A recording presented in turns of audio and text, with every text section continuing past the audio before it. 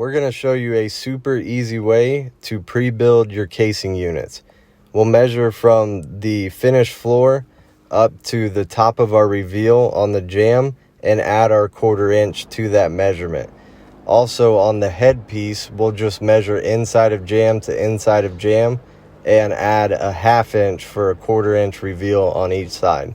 Once you get your pieces cut at your 45, we'll go ahead and throw some glue on these two miters right here, and we'll rub it in. And all I had today was dark tight bond. I didn't have any regular tight bond, so that's why I'm using it.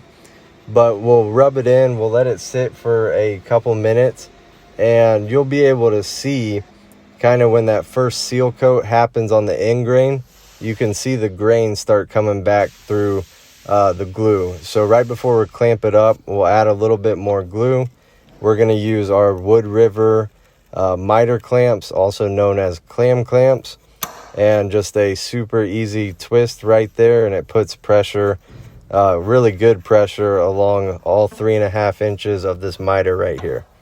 This is kind of what it looks like. It's a little bit of a mess with the glue, but everything does plane out the way it needs to. This is the other side after it's finished up.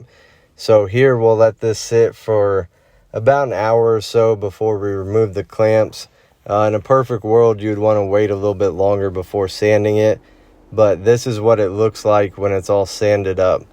Super clean miter, and this is a back band that we have going on this casing right here.